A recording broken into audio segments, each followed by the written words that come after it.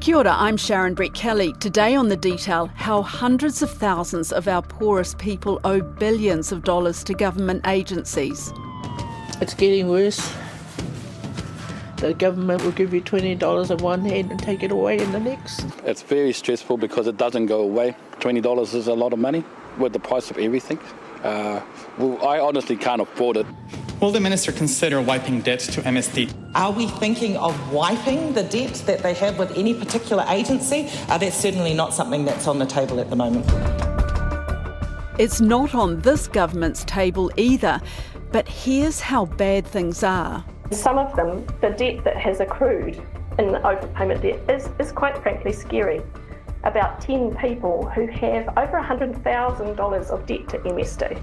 Our system holds them in poverty rather than it being a system that empowers them towards well-being. We'll hear about a cross-government agency plan to tackle the multi-billion-dollar debt that's now on hold. But first, RNZ's money correspondent, Susan Edmonds, tells us how the debt to the Ministry of Social Development has risen by $1 billion in 6 years, and that's just one ministry. People get into situations where they owe particularly the Ministry of Social Development money, but other ministries too in some cases. I guess the problem with MSD is that if you're on a benefit, you owe money to the government, they then sometimes take that from your benefit and it becomes a cycle of you just can't get out of that debt. You borrow to pay for your electricity bill, say, and then that means it comes out of your benefit to pay it back, but then you've got to pay your next electricity bill and around it goes, and it just becomes this kind of cycle that people can't break, I suppose. And how much are we talking about? That's a lot of money. It's gone up significantly in recent years. We're up to $2.61 billion in debt now to MSD.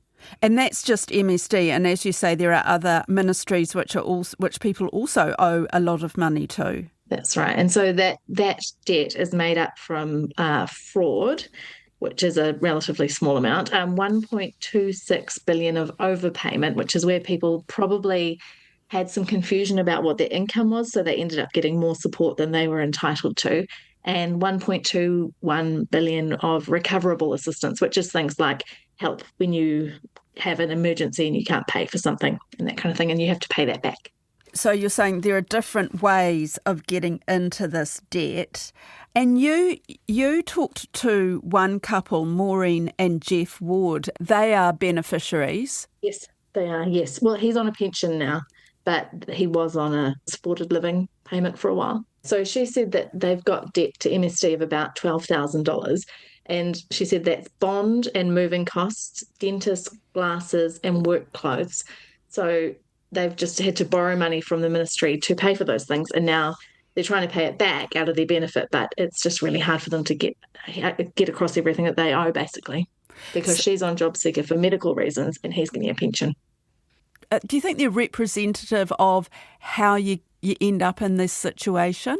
Yeah, I think they are. I've talked to a few people in situations like theirs, and it is that story of like little expenses that you end up borrowing money for, and then it just snowballs and you can't ever quite get on top of it. The MSD said to me that recoverable assistance can be for things like paying a late bill or when you're behind on rent or just buying essential household appliances. So, if you're behind on your power bill or you get some help with that, then your washing machine goes, you can get quite a bit of debt quite quickly, I think. And then if it's coming out of your benefit to pay it back, it's really hard to get ahead again. And explain to me what recoverable assistance is. So recoverable assistance is basically a loan from MSD when you need to, in their case, it was for a bond and for moving house. They borrowed that money from the ministry on the understanding that they then have to pay it back. What happens? Would they go to their local office, their local MSD office and say, we've got these urgent bills, can you help us? How does it work? Yeah, that's right. And they can borrow usually relatively small amounts of money, and then you agree that you pay it back from your benefit at a set amount. But then obviously that reduces your benefit for other things. The other things Susan's talking about are essentials like food. The demand for food support last year was up 42% on the year before. Now, food hubs are struggling to keep up.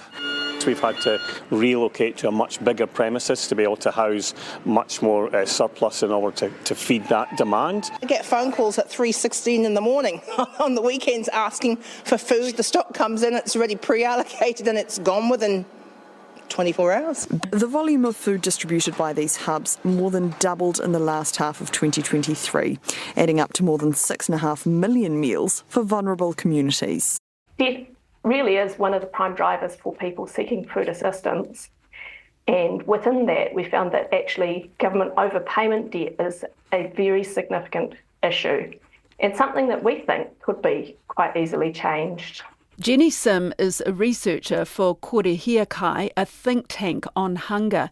It's funded by MSD and philanthropy, and it works with other NGOs tackling food poverty. She's talking about overpayment debt to MSD, now worth more than $1 billion. It's what causes the most worry, and many argue it should be wiped. It's the most common. It's around 50% of the debt that is to MSD. And most people receiving our main benefits seem to be incurring this overpayment debt. Social Wellbeing Agency, Social Investment Agency as they are becoming, did quite a lot of research around debt to government, and one of their reports in 2022 indicated that similar numbers have overpayment debt to MSD, around 360,000, and that matches to around 350,000 people who are receiving a main benefit at that point. So it's reasonable to assume anyone receiving a benefit has a high likelihood of this overpayment debt. How does it become an overpayment? What actually happens? Overpayment debt happens when you are paid more than you're entitled to. And for people receiving forms of income support, it can be really hard to avoid. It happens in a variety of ways, but it's largely due to people's changing circumstances, whether that's changes in their income, changes in their residence, relationship status is a big one, children and so forth. And MSD requires people to tell them about these changes, but doing so in a way that matches their systems is not always straightforward. So a really common example for you, probably everyone has someone they know in their family who might work casual work, whether that's hospo or a cleaner, security guard, any number of situations where their income varies week by week. So the cutoff for notifying working income of your income for the week is 5 o'clock on Friday. But if it's a person in hospo, they might have just picked up another shift Friday lunchtime for Friday night or Saturday. And so they don't have the full details of their hours for the week before the cut-off for notifying. And so they can't enter their income details because they haven't got the pay slip. And so their income support might be cut. And then the next week it might go up. And so there's that change in it that they frequently find themselves under or overpaid. And any overpayment becomes then debt. Okay, and it seems to me that in a lot of cases, people aren't aware that they have been overpaid. So then the government agency, down the track says, you owe us because we've overpaid you. Yeah. And so there's sort of an unsolvable issue here, and that the requirement to update MSD systems doesn't align with people's payslip landing. Financial mentors keep saying it often happens when families and individuals are trying really hard to avoid this issue, but the complex requirements and processes around the system of MSD mean that these debts occur despite people's best effort to avoid them. MSD is spending more than $2 billion overhauling its IT system, but it will take several years to complete. Here's RNZ's Phil Pennington. So you've got MSD, huge 9,000 strong ministry, all the benefits, the gold card, community card, services card, really needs sophisticated systems to keep that going. And it sounds a bit like held together by string and cardboard. In 2019, you see from these papers that they were saying our IT system's at severe risk of failure. 2 years ago, the Cabinet papers saying, hey, well, there is a high and increasing risk that this system will fail and that would do serious harm to clients, which are beneficiaries, and to New Zealand. And who knew really that this was going on? Obviously they did. You can read about the new upgrade called Te Pai Tawhiti on MSD's website.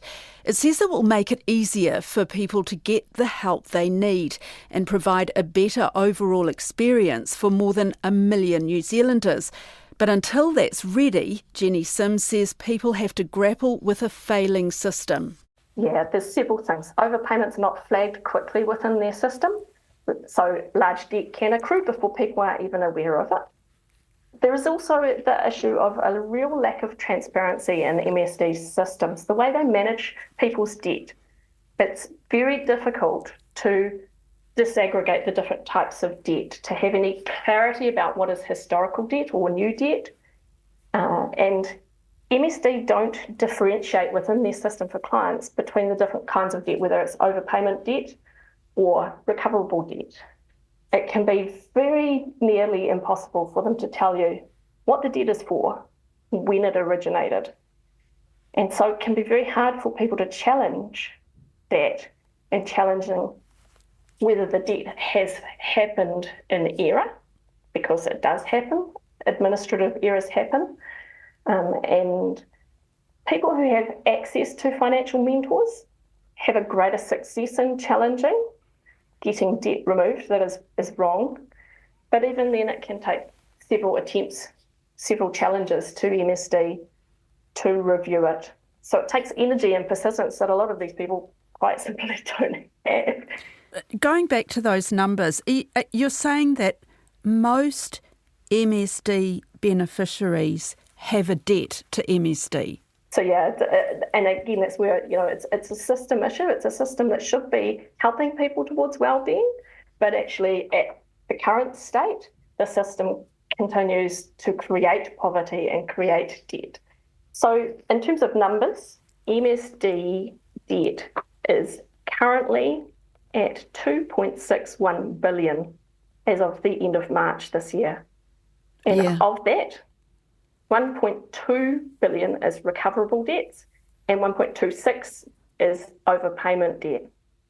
And by my calculations, in the period of 4 years, the number of people with those debts is 623,541. That is a jump of 60,000 over 4 years and $600 million. Absolutely. It escalates constantly. The inadequacies of MSD system, that means that they can't tell you what the debt is. People's repayments for these overpayment debt and recoverable debts is deducted from their benefit before they see it. It's an involuntary debt repayment. There's a lawyer, Ben Hoffman, who has worked with community law, and he has helped beneficiaries to challenge some of this debt. He's been successful in having over $500,000 of incorrect debt cancelled. But he points out that only 0.05% of debt to MSD is ever challenged. And when it's challenged, it's often found to be incorrect. But people are scared to challenge because they are desperately in need of their mega benefits. They're desperately in need of their special needs grant for food this week. So under a better system? Yeah, a new IT system would hopefully mean that a lot of this debt that is created in the error is eliminated. However, we still have the issue that there's 1.2 billion debt on individuals of overpayment debt. So while we can hope and encourage for that change going forward, actually what we also need to call for is the forgiveness, the wipe of that debt that is currently in existence, because that keeps people in poverty. It keeps people from bettering their situation when their income is weekly deducted to pay for this debt that may be no fault of theirs. Some of the worst ones I've heard have actually been to do with working for families, people who have just had huge debts come up that they weren't expecting, and then they've had to pay that back relatively quickly in some cases. So last year, 50,000 people owed $238 million in working for families debt. And someone I talked to had just had a $1,200 bill land on her desk that she wasn't expecting. And yeah. Can you tell me how that happens? Can you explain that to me? Yeah, so what happens is working for families is set on your annual income. So then if you earn more than you were expecting, you have to pay back the assistance that you've had from working for families. And that's why some people choose to take it as an annual sum because there's no surprises. But then that doesn't help you through the year when you probably do need that money to get by. Mm. In this case, the woman had a $1,300 bill, and she had just adjusted her payments based on her income the previous year. So she was trying to keep up with what she was meant to pay, but she never had her income quite right with the Working for Families calculation, and just ended up getting a bill every year. So with this Working for Families, this recent change in the budget, what will that mean? So they've increased the tax credit that's available to families, but they haven't changed the threshold at which Working for Families starts to abate. So if your income goes up, you end up having to pay back more of that credit. And so you think that there's going to be a lot more families in this situation where they will be overclaiming the money? I think there could be, because a lot of people have had income increases, and so it seems reasonable that their income will push up into those brackets where it's starting to be clawed back, and if there's more of a credit being paid, then there'll be more to pay back. What happens if people don't repay the debt on time? The recoverable assistance is interest-free. There can be penalties on some of the other supports. How does it work? Do they get hounded by these government agencies? What I've heard is that it's quite hard for people to get through to talk to the government agencies sometimes. So I don't think they're overly being hounded, but they are. In some cases, there's pressure to pay those, particularly the Working for Families payments back. Where do people go to for help on this? They seem to go to budget advisors most often. I've talked to a few financial mentors who've said that this is quite a big issue that they are seeing coming through, and because people have these debts to government, they then don't have as much money to spend on things like food and rent and everything else that they need. That households headed by women are particularly affected, is what financial mentors are telling me, that women with children are particularly struggling. So the average overpayment debt in the most recent MSD annual report for all clients was $2,850, but for Māori families it was $3,248, and for Pacific $3,296. So that is quite a difference. I can't see it getting better. I mean, I guess that's the thing with these sorts of debts, that if someone's only paying it off, I think it's typically $40 a week at most, sort of thing. It can get to the point where you're not really making a huge dent in it before you might need some more help. Yeah. And so if they're required to pay that much, they have to forego something else, some essential item for the week, aren't they? Yes. The Working Income website says that if you have debt of less than $2,000, a typical repayment amount might be $25 a week. But if you have $5,000 to $6,000, that's $40 a week, and more than $8,000 might be $50 a week. So that couple that I spoke to, they had $12,000. They'd be paying back probably $50 a week, and on the pension and the job seeker, which isn't a large income, to be servicing that $50 a week on top of everything else. Last year, Inland Revenue, MSD and other agencies got together to work on policies to improve management of problem debt. From that, an all-of-government policy framework was adopted by the Labour government in July. A report on its effectiveness was due back to Cabinet next month. But when we checked with Inland Revenue this week, we were told that report back won't go ahead. Instead, it's going to be evaluated in 2026. Here's Jenny Sims' reaction. That doesn't surprise me, but this is our government and we can keep raising this issue. Is that what you do? You have to do. You just have to keep pushing away on it. Yeah. Meantime, this debt is climbing. Absolutely. The other thing we haven't talked about, the differences in how IR and MSD handle debt. That's a fascinating thing to explore. And Lisa Marriott, who's Professor of Taxation at Victoria University, in looking at the differences of debt to IRD and MSD, she uses the term the criminalisation of poverty, because debt to IRD, and this is information that comes from the Social Wellbeing Agency's research, it's often held by European males from higher socioeconomic groupings. It can be, and it is, readily forgiven. Debt to MSD is characteristically held by Māori and Pacifica sole parents, women, and it's really forgiven, and it impacts on our children. MSD debt is taken, as I've said, directly from deductions to benefit payments, thus putting these women and children at greater risk of hardship. Their likelihood of slipping further into debt is increased. So, put starkly, rich white men get their tax evasion forgiven, and sole parents have $25 to $50 a week deducted from their benefit every week to pay debt to MSD that's often incurred through no fault of their own. And of course, all this leads to the fact that people are going hungry. Because why? Because their incomes are already inadequate to meet their very basic needs. So one of the other pieces of mahi I do every year is an income adequacy modelling, looking at different household makeups across low income types, whether that is recipients of job seeker, sole parent, supported living payment, minimum wage, living wage, median wage. And we model basically what their income is, what they might get in accommodation supplement, working for families. Then we deduct their rent, then we deduct what we determine are the absolute basic fixed costs of living, your utilities, power, internet, phone, some minimal transport costs.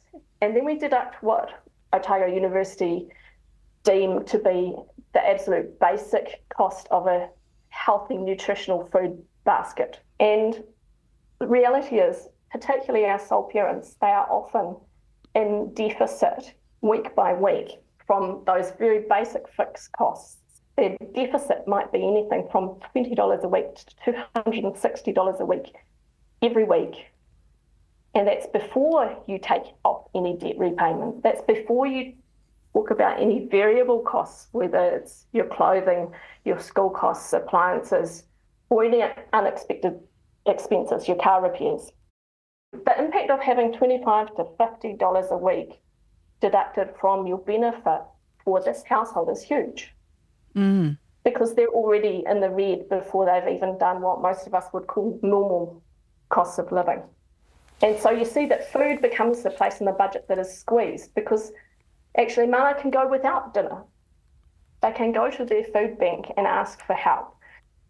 And that's where this debt plays such a huge part, because wiping this overpayment debt could enable that family to put food on the table for the kids, to run the dehumidifier in the children's room through winter, to transport them to and from school.